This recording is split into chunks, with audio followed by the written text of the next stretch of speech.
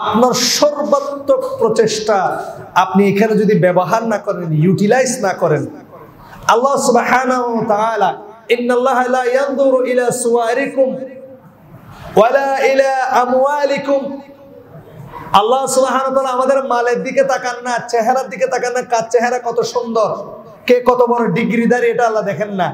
ওয়ালাকিন ইয়ানজুরু ইলা কুলুবিকুম ওয়া আমালিকুম, আল্লাহ কোথায় দেখেন? আমাদের অন্তরের দিকে। আপনার খুলুসিয়াত কিরকম সেটার দিকে আল্লাহ দেখেন। ওয়া আমালিকুম, আবার তোমাদের আমল দেখেন। এই জন্য রমাদান মাসে আমরা মানুষ, আমাদের ত্রুটি থাকবে। এই জন্য আল্লাহ সুবহানাহু ওয়া তাআলা এই রমাদান মাসকে তার গুনাহগার বান্দাদের জন্য, মুমিন বান্দাদের জন্য স্পেশালি আল্লাহ সুবহানাহু ওয়া তাআলা সৃষ্টি করেছেন, যাতে রমাদান মাসে আমাদের পক্ষে ইবাদত করাটা সহজ হয়। আল্লাহ কি করেছেন? আল্লাহ প্রথম যে জিনিসটা করেছেন সেটা হচ্ছে সিয়াম রাখার জন্য, ইবাদত বন্দেগী করার জন্য আমাদের যে সেই বিষয়গুলো দরকার, আল্লাহ সুবহানাহু ওয়া তাআলা সেই বিষয়গুলো দিয়েছেন। কি করেছেন আল্লাহ? হাদিসের মধ্যে এসেছেন যে ইদা জাআ শাহরু রমাদান, যখন রমাদান মাস আসে, প্রবেশ করে, ফুতিহাত আবওয়াবুস সামা, আল্লাহ সুবহানাহু ওয়া তাআলা রহমতের সমস্ত দরজা খুলে দেন। সুবহানাল্লাহ। ওয়া গুল্লিকাত আবওয়াবুল জাহিম, আবওয়াবুল জাহান্নাম, জাহান্নাম আযাবের সমস্ত দরজা আল্লাহ বন্ধ করে দেন। আল্লাহ সুবহানাহু ওয়া তাআলা রমজান মাসের চেয়ে অতি রহমান, অতি রহিম, গফফার, গফুর আর কোন মাসে থাকেন না। ওয়াসুফিদাতিশ শায়াতিন ওয়া ফি রাওয়ায়াতিন ওয়াসুলসিলাতিশ শায়াতিন, ইবলিস শয়তান যেটা বেশিরভাগ মানুষকে গোমরাহ করে, পথভ্রষ্ট করে, তাকে আল্লাহ সুবহানাহু ওয়া তাআলা শিকলবদ্ধ করে দেন। কোন বান্দা যদি নিজের নফসকে নিয়ন্ত্রণ করতে পারে, তাহলে তার পক্ষে অবশ্যই রমাদান মাসে ইবাদত করার মাধ্যমে আল্লাহ সুবহানাহু ওয়া তাআলা থেকে প্রাপ্ত রহমত, মাগফিরাত এবং নাজাত অর্জন করা সম্ভব ইনশাআল্লাহ। এই জন্য আপনাকে চেষ্টা করতে হবে। তাহলে রমাদান মাসের হুকুমটা আমাদের কি? সূরাতুল বাকারার মধ্যে আল্লাহ বলছেন, ইয়া আইয়ুহাল্লাযীনা আমানু কুতিবা আলাইকুমুস সিয়াম কামা কুতিবা আলাল্লাযীনা মিন ক্বাবলিকুম লাআল্লাকুম তাত্তাকুন। ও হে ইমানদাররা, আমি তোমাদের জন্য রমাদানের সিয়ামকে ফরজ করে দিয়েছি। কুতিবা আলাইকুমুস সিয়াম, সিয়ামকে তোমাদের জন্য ফরজ করে দিয়েছি।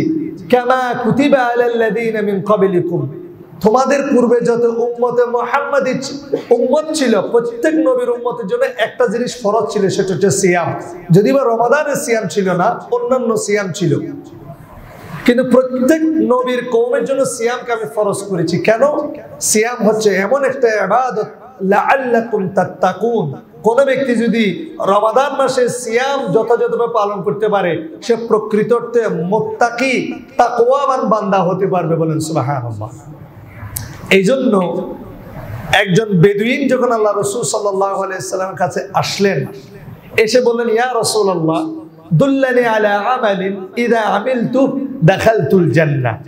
আরবিয়ুন, আরব মানে হচ্ছে যাযাবর, বেদুইন, মূর্খ, জাহেল। আমাদের বেশিরভাগ আমরা যারা আছে, আমরা কি আরবি শিক্ষিত না জেনারেল শিক্ষিত? জেনারেল শিক্ষিত। ঠিক এই ধরনের একটা সাধারণ একজন মানুষ, যেহেতু সে ঈমানের সহিত আল্লাহ রাসূলকে দেখেছে, সেহেতু সে সাহাবী, কিন্তু সে ছিল আরবিয়ুন মানে বেদুইন, আরব, যাযাবর। দেখেন, সে বলতেছে আমাকে কিছু আমল শিক্ষা দিন, যেটা করলে ডাইরেক্ট জান্নাতে যাব, কারো সুপারিশ দরকার হবে না, এবার ডাইরেক্ট। আল্লাহ রাসূল বেশি কথা বলেননি। আল্লাহ রাসূল বলছেন, তা'বুদুল্লাহ ওয়া লা তুশরিকু বিহি শাইআ, তুমি আল্লাহর ইবাদত করবে, আল্লাহর সাথে কাউকে শরীক করবে। ওয়া তুকিমুস সালাতাল মাকতুবা, মাকতুবা শব্দটা যখন সালাতের সাথে আসে, এটার অর্থ হচ্ছে ফরজ সালাত। হাদিসের মধ্যে মাকতুবা শব্দের অর্থ যখন আসে, এটা অর্থ হচ্ছে ফরজ সালাত। তুমি শুধুমাত্র দেখেন, আল্লাহ রাসূল বলেন না তুমি 5 ওয়াক্ত সালাত আদায় করবে, আল্লাহ রাসূল বলছে 5 ওয়াক্তের মধ্যে তুমি শুধু ফরজ সালাত আদায় করবে। বলেন সুবহানাল্লাহ। মানে সে শুধু 17 রাকাত করবে। যেহেতু বেদুইন আরব রাখাল সবসময় পরিশ্রম করে, আমাদের মতো আর কি খেটে খাওয়া মানুষ। ওয়াতুকিমুস সালাতাল মাকতুবা, তুমি শুধু ফরজ সালাত আদায় করবে। ওয়া তুআদ্দিজ যাকাতাল মাফরুদা, যাকাত যদি ফরজ হয় তাহলে তুমি যাকাত দেবে, সে কোনো নফল সাদাকা করবে না। ওয়া তাসুমু রমাদান, রমাদান মাস পেলে তুমি সিয়াম আদায় করবে। সে কি বলল? ওয়াল্লাহি লা আযীদু আলা হাযা শাইআন ওয়া লা আনকুসু মিন। আল্লাহর কসম ইয়া রাসূলুল্লাহ, আমি এসে বেশিও করব না কমও করব না। সুবহানাল্লাহ বলবেন না? যখন এই লোকটা চলে যাচ্ছিল তখন আবু বকর ওমরের মতো জলিলুল কদর সাহাবীদেরকে আল্লাহ রাসূল ডেকে ওই জেনারেল শিক্ষিত মূর্খ জাহেল বেদুইন আরব যাযাবরকে দেখিয়ে বলছেন, মান সাররাহু আন ইয়ানজুরা ইলা রাজুলিন মিন আহলিল জান্নাহ ফালিয়ানজুর ইলা হাদা। কোন ব্যক্তি যদি দুনিয়ায় থেকে কোন জান্নাতি ব্যক্তিকে দেখতে চায়, সেজন্য ওই যাযাবর বেদুইন জাহেল ব্যক্তিকে দেখে নেয়। সুবহানাল্লাহ। সিম্পল বিষয়। রমাদান এরকম একটা ফজিলতপূর্ণ ইবাদতের মাস। যদি আপনি রমাদানের সিয়ামটা হালাল ভাবে, হালাল রুজি রোজগারের মাধ্যমে, হারাম থেকে বেঁচে থেকে, অশ্লীলতা শাহওয়াত থেকে বেঁচে থেকে, যুনুবুল খালাওয়াত গোপন পাপ থেকে আপনি যদি বেঁচে থেকে যদি সিয়াম, রমাদানের সিয়াম পালন করতে পারেন, আল্লাহ সুবহানাহু ওয়া তাআলা বলছেন গফিরা লাহু মা তাকাদ্দামা মিন যামবি, আল্লাহ সুবহানাহু ওয়া তাআলা আপনার অতীতের সমস্ত গুনাহ ক্ষমা করে দিবেন। সুবহানাল্লাহ। এবং আপনাকে জান্নাতে দাখিল করবেন। জান্নাতের মধ্যে এমন একটা গেট রয়েছে যে গেটের নাম হচ্ছে কি বলেন তো? রায়্যান। শুধুমাত্র যারা সিয়াম আদায়কারী তাদের জন্য স্পেশাল একটা ভিআইপি গেট। আপনি বিমানবন্দরে যাবেন, বিভিন্ন জায়গায় দেখলে আপনি দেখবেন ভিআইপি লাউঞ্জ। ওখানে সবার জন্য প্রবেশাধিকার থাকে না। আচ্ছা, ভিআইপি জায়গাগুলোতে ফ্যাসিলিটি কম থাকে না বেশি থাকে? সার্ভিস বেশি থাকে না কম থাকে? আপনি বিমান উঠবেন দেখবেন executive class, premium class, ordinary class. এই জন্য যারা সিয়াম রাখবে তাদের জন্য একটা ভিআইপি গেট থাকবে, যেটা আল্লাহ সুবহানাহু ওয়া তাআলা নাম দিয়েছেন রায়্যান। এবং ধারণা করা যায় এই রায়্যান দিয়ে প্রবেশকারীরা জান্নাতের মধ্যে সবচেয়ে বেশি ফ্যাসিলিটেট হবে, প্রিভিলেজ পাবে, কারণ আল্লাহ বলছেন আমি নিজ হাতে এদেরকে প্রতিদান দেব। সুবহানাল্লাহ। এই রমাদান মাস আমাদের সামনে আসছে, এটা হেলায় ফেলায় যদি আমি কাটাই দিই, আমি যদি আগের মতো থেকে এটাকে সিনসিয়ার সহিত, আমি আগে চাকরি করতাম, ব্যবসা করতাম, আমি আমার পরিবার পরিজন এই মজা মাস্তি খানা পিনা আমোদ ফুর্তি এগুলো নিয়ে ব্যস্ত থাকতাম, এখনো যদি আমি সেটা করি, আমি ধ্বংস। দুনিয়ায় থাকতে রমাদান মাস চলে যাবে আর আমি নিজের নামটা জাহান্নামীদের খাতায় লিখে নেব। কত আফসোসের বিষয়। এই জন্য আমাদেরকে দুইটা প্রস্তুতি এই রমাদানকে সামনে নিয়ে আমরা করব। দুইটা পরিশুদ্ধির কাজ আমরা করব।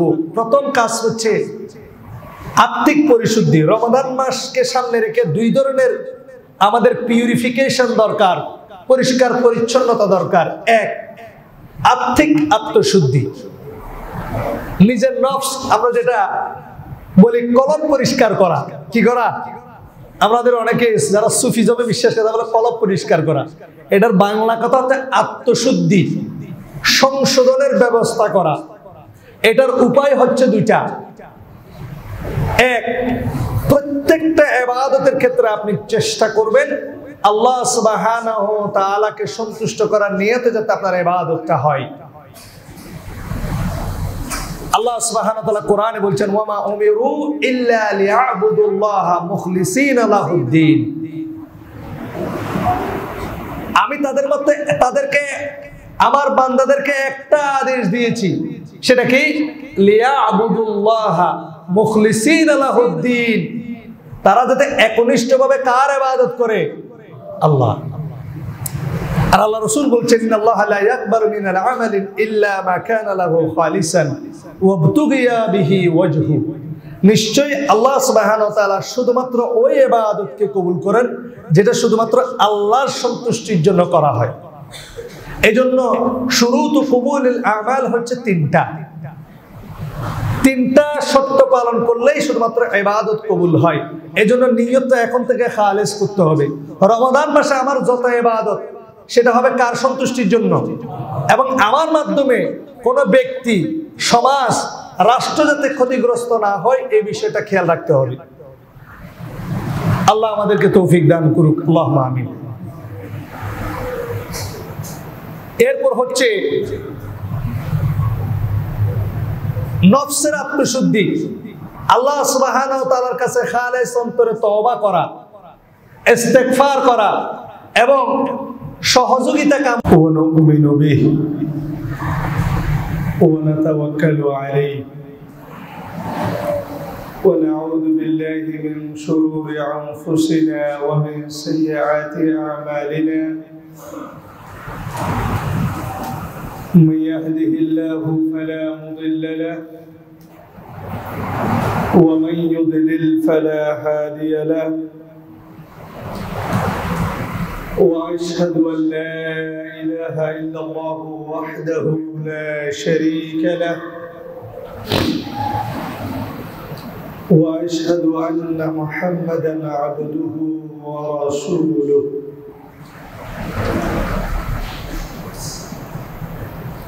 أما بعد فإن أصدق الحديث كتاب الله وأحسن الحدي حدي محمد صلى الله عليه وسلم. সবাই দরুদ পড়েন। وشر الأمور محدثاتها وكل محدثة بدعة وكل بدعة ضلالة وكل ضلالة في النار.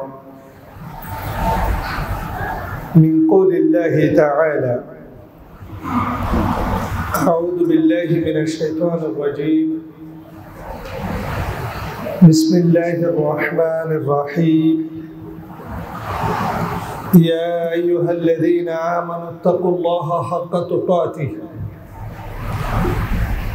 ولا تموتن إلا وأنتم مسلمون. وقال الله سبحانه وتعالى في موضع آخر: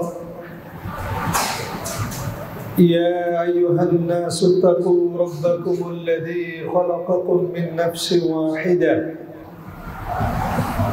وخلق منها زوجها وبث منهما رجالا كثيرا ونساء واتقوا الله الذي تساءلون به والأرحام إن الله كان عليكم رقيبا. وقال الله سبحانه وتعالى في آية أخرى: يا أيها الذين آمنوا اتقوا الله وقولوا قولا سديدا يصلح لكم أعمالكم ويغفر لكم ذنوبكم ومن يطع الله ورسوله فقد فاز فوزا عظيما. وقال الله سبحانه وتعالى في آية أخرى: يا أيها الذين آمنوا كتب عليكم الصيام كما كتب على الذين من قبلكم لعلكم تتقون.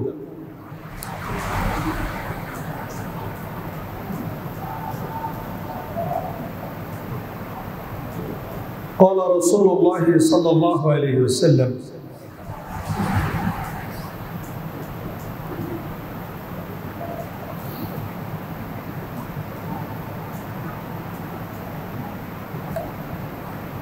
من صام يوما في سبيل الله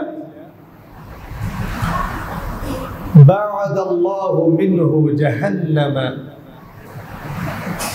مصيرة 100 عام. رواه الألباني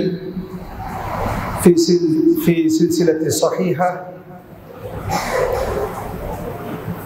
بإسناد صحيح.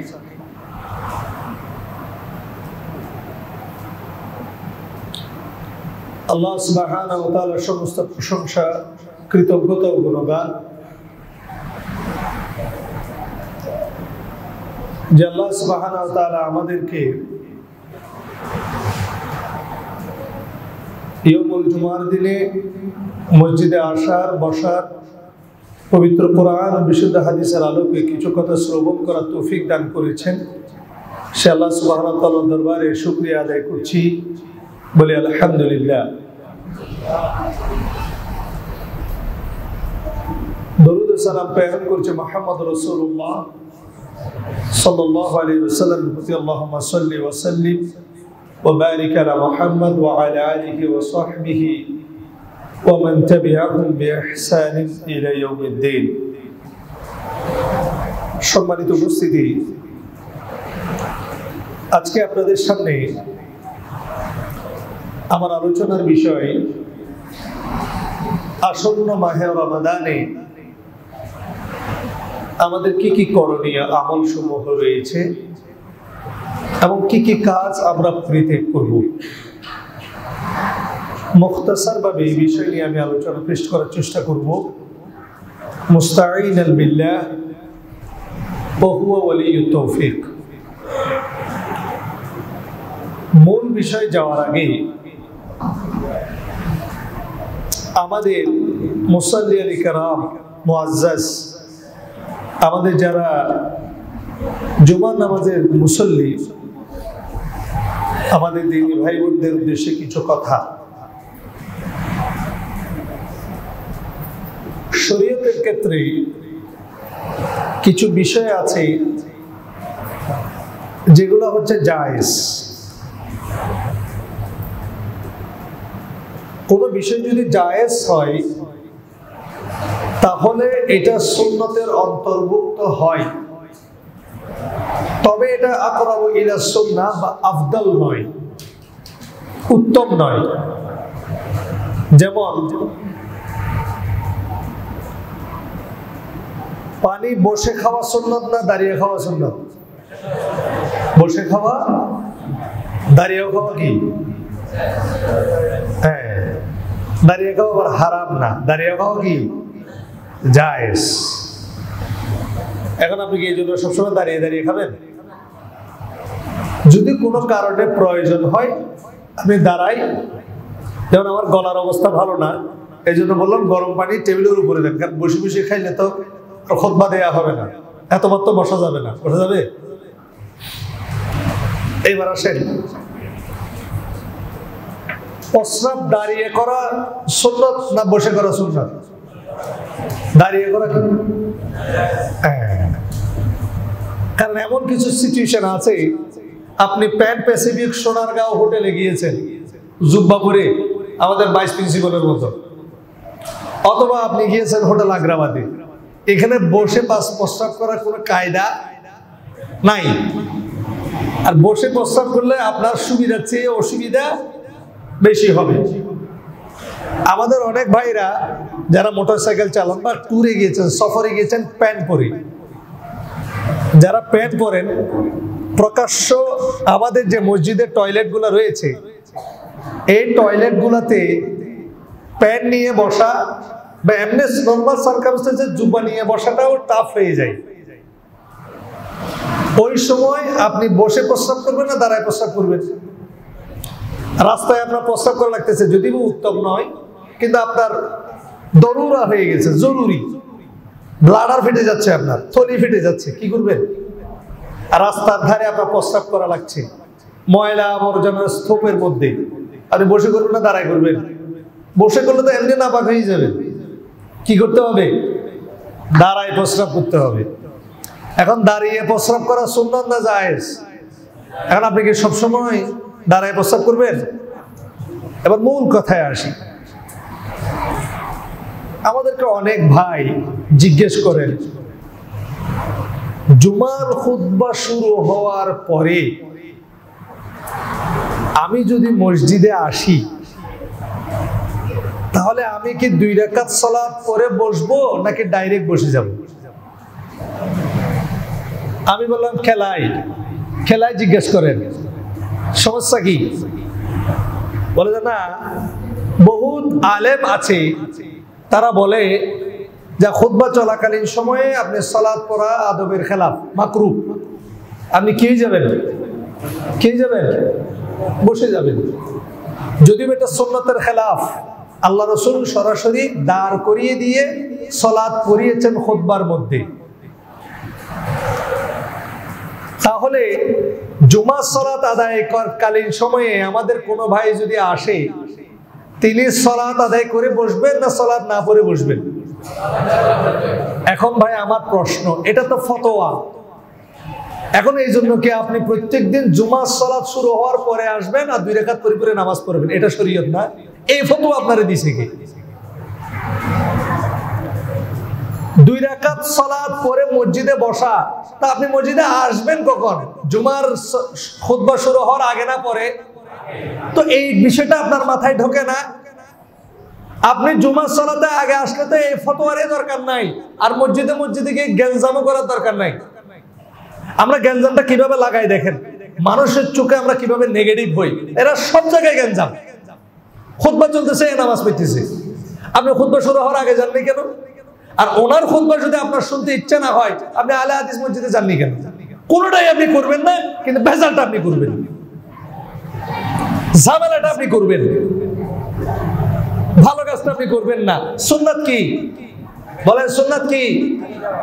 জুমার খুতবা শুরু হওয়ার পরে কোন মুসল্লি যদি মসজিদে আসে, তার কোনো সওয়াব আছে? কোনো সওয়াব নেই। খুতবা যেটা চলতেছে এটা 2 রাকাত সালাতের স্থলাভিষিক্ত। জোহরের সালাত 4 রাকাত নাকি 2 রাকাত? একটু কথা বলি। জোহরের সালাত 4 রাকাত না 2 রাকাত? জোহরের সালাত 2 রাকাত, জোহরের সালাত 4 রাকাত। তাহলে জুমার কত রাকাত? 2 রাকাত। বাকি 2 রাকাত কন্ডে গেছে। অনেকেই বলেছেন এই জুমার খুতবা হচ্ছে 2 রাকাতের স্থলাভিষিক্ত। জুমার খুতবা এত গুরুত্বপূর্ণ, আপনি সালাফরা সাহাবায়ে কেরাম বৃহস্পতিবার এশারের সালাত আদায় করে তারা মসজিদে থেকে যেতেন, ফজরের সালাত আদায় করে যেতেন না, অনেকবার বলা হয়েছে। তো আপনি জুমার খুতবা চলাকালীন সময়ে আপনি যখন মসজিদে ঢুকবেন, সালাত পরে বসবেন, এটা জায়েজ। তবে এটা সুন্নাত। আমি কি কথা বুঝাইতে পারছি ভাই? সুন্নাত কি? সাহাবায়ে কেরাম এরকম প্রত্যেকদিন, যে সাহাবী একবার আসছিল খুতবার ভিতরে বসে গেছিল, আল্লাহ রাসূল 2 রাকাত সালাত পড়াইছে, প্রতি জুমাতে এভাবে আসতো না। এই ফতোয়া কোথা পেয়েছে? আমাদের বেশিরভাগ ভাইদের ক্ষেত্রে কিন্তু অবস্থা আপনি সেম। 12টা 15 খুতবা আমি শুরু করি 12:30, এরপরও আসে না। কিন্তু দেখবেন খুতবা শেষ, এখানে মসজিদের মুসল্লি আমি ফুল দিয়ে পাচ্ছি না, 3 তলা পুড়ে যাচ্ছে, 4 তলা পুড়ে যাচ্ছে। এই জুমার খুতবা দিয়ে কি হবে? ওই ঘড়ির দিকে তাকান, 15 না 20, 30, এরপর কমপ্লেন দিবেন এই 10 মিনিট আজকে খতিব সাহেব বেশি কথা বলছে। শরীয়ত আপনি ওইটা বুঝেন, এটা বুঝেন না। খুতবাতে তো আপনারা 12টা 15 চলে আসলে 45 মিনিট খুতবা দিলে হয়ে যায়। বেশিরভাগ আমাদের মুসল্লিরা আসেন 1টার পরে। এই ফতোয়াটা কোথায় পেলেন? আর একটা বিষয় আসি, সামনে রমজান মাস আসছে, এজন্য বিষয়গুলো গুরুত্বপূর্ণ। আচ্ছা, অনেকে প্রশ্ন করেন ফজরের ফরজ সালাত আদায় করার পরে সুন্নত পড়া যাবে কিনা? বলেন তো। যাবে। এটা সুন্নত না জায়েজ? হ্যাঁ। কিন্তু আমাদের বেশিরভাগ মুসল্লির একটা স্বভাব হয়ে গেছে, আগে ফরজ পরে পরে সুন্নত পড়ে। ইল্লা মাশাআল্লাহ, এটারে আপনার প্রত্যেক দিনের আমল বানাইতে বলছে কেডা? প্রত্যেক দিন আপনি ফরজ সালাত পড়েন, এরপর আপনি সুন্নত পড়েন, এটা জায়েজ। এটা তাকরীরি হাদিস। একজন সাহাবী পড়েছেন, আল্লাহ রাসূল অনুমোদন দিয়েছেন। এটাকে আপনি এমন ভাবে এস্টাবলিশ করেছেন, ফি কুল্লি সালাতিল ফজর, প্রত্যেক ফজরের সালাতের মধ্যে আপনি আগে ফরজ পড়তেছেন, পরে দাঁড়ায় সুন্নাত পড়তেছেন, বেশিরভাগ মুসল্লির ক্ষেত্রে। কেন? আপনি গিয়ে আবার ঘুম দিবেন। কি দিবেন? ঘুম দিবেন আবার। আল্লাহ রাসূল সাল্লাল্লাহু আলাইহি সাল্লাম ফজরের সালাতের পর থেকে সূর্য ওঠার আগ পর্যন্ত এই সময়টা বারাকাতের সময় বলেছেন। সালাফরা এই সময় যদি সফরেও থাকতেন, তারা এই সময়টাতে ঘুমাতেন না। সফরের মধ্যেও তারা এই সময়টা পার হওয়ার পরে যখন সূর্য উঠতো তখন তারা ঘুমাতো, যদি ঘুমের প্রয়োজন হতো। আর আমাদের বেশিরভাগ মুসল্লি আমাদেরকে প্রশ্ন করেন, ফরজ সালাতের পরে সুন্নত আদায় করা যাবে? যাবে রে ভাই, তবে এটা জায়েজ, সুন্নাহ আকরাব, এটা সুন্নতের অন্তর্ভুক্ত, ঠিক আছে, তবে এটা আফদাল নয়, এটা রাসূলুল্লাহ সাল্লাল্লাহু আলাইহি ওয়াসাল্লামের সুন্নাহ এভাবে নয়। আপনি সপ্তাহের মধ্যে 15 দিনের মধ্যে কয়েকবার আপনার সুন্নত সালাত ছুটে গেছে, আপনি এটা চেষ্টা করবেন। কওলি হাদিস উত্তম হচ্ছে সূর্য উদয় হওয়ার পরে আপনি 2 রাকাত সালাত আদায় করবেন, এরপরে ইশরাকের সালাত আদায় করবেন। আফসোসের বিষয় হলো সত্য, আমাদের কারো মধ্যে এই আমলটা দেখা যায়। এই জন্য জায়েজ সুন্নতের বিষয়গুলো আমাদেরকে খেয়াল রাখতে হবে। এবং মুসল্লি ইকরামদেরকে অনুরোধ করব, যেহেতু জুমার খুতবা আমরা অনেক কষ্ট করে আসি, মাঝখানে আসলে আপনার ফায়দা হবে না। যিনি খতিব তিনি মিম্বরে ওঠার আগে যদি আপনি মসজিদে আসতে পারেন, আপনার জন্য সওয়াব লেখা হবে। আর যখন খতিব মিম্বরের মধ্যে উঠে যায়, তখন ফেরেশতারা আমলনামার খাতা বন্ধ করে খুতবা শুনতে তারা বসে যায়, আপনি আর আমলনামায় ওঠেন না। এজন্য জুমা থেকে জুমা গুনাহ মাফ করে দেওয়ার যে ফজিলত, জুমাতে আসার যে ফজিলত, জুমা থেকে যাওয়ার যে ফজিলতের কথা কোরআন হাদিসের পৃষ্ঠে পৃষ্ঠায় বলা হয়েছে, এটা আপনার জন্য প্রযোজ্য নয়। আপনি জুমা সালাতের কিছুই পান নাই যদি আপনি খতিবের আগে মসজিদে আসতে না পারেন। আমরা চেষ্টা করব তো ইনশাআল্লাহ। তাহলে আমরা অন্তত 12টা 15 খুতবা শুরু করে 1টা 5-এ শেষ করে ফেলতে পারবো। মুসল্লি তো আসেই 12টা 45-এ। এই জন্য আমাদেরকে এটা চেষ্টা করতে হবে। আল্লাহ আমাদেরকে তৌফিক দান করুক, আল্লাহুম্মা আমিন।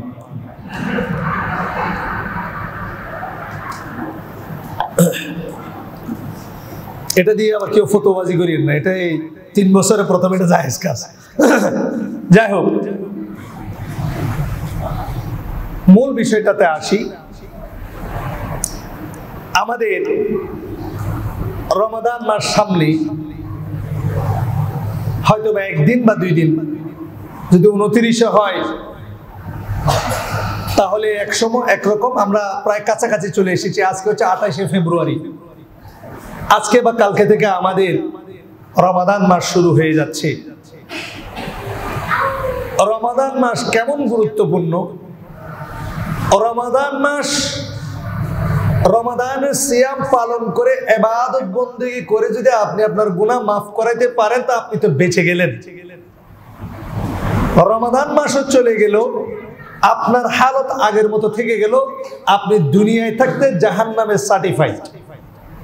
আমি বলি নাই, জিবরিল আলাইহিস সালাতু ওয়াস সালাম বলছেন, ইয়া মুহাম্মদ মান আদরাকা রমাদান ফালাম ইউগফার লাহু ফাআবআদাহু আল্লাহ। হে মুহাম্মদ সাল্লাল্লাহু আলাইহি ওয়াসাল্লাম বলেন, যে ব্যক্তি রমাদান মাস পেল কিন্তু নিজের গুনাহ মাফ করাতে পারল না, ফাআবআদাহু আল্লাহ, সে ব্যক্তি ধ্বংস হোক। আর যে জিবরিল আলাইহিস সালাম যার জন্য লানতের দোয়া করবে, সে দুনিয়ায় থেকে আর জান্নাতি হইতে পারবে? সে গোমরাহীদের অন্তর্ভুক্ত হয়ে যাবে। কুল আমিন, মুহাম্মদ তুমি আল্লাহর কাছে দোয়া করো আমিন বলে। আল্লাহ রাসূল বলছেন, ফাকুলতু আমিন, আমি মুহাম্মদ সাল্লাল্লাহু আলাইহি ওয়াসাল্লাম সেদিন আল্লাহকে বলেছিলাম, ইস্তাজিব, আল্লাহ জিবরিল আমিনের এই দোয়াটাকে তুমি কবুল করো। আমাদের জন্য সুবহানাল্লাহ না নাউযুবিল্লাহ। যদি আপনি রমজান মাস পেয়ে যান,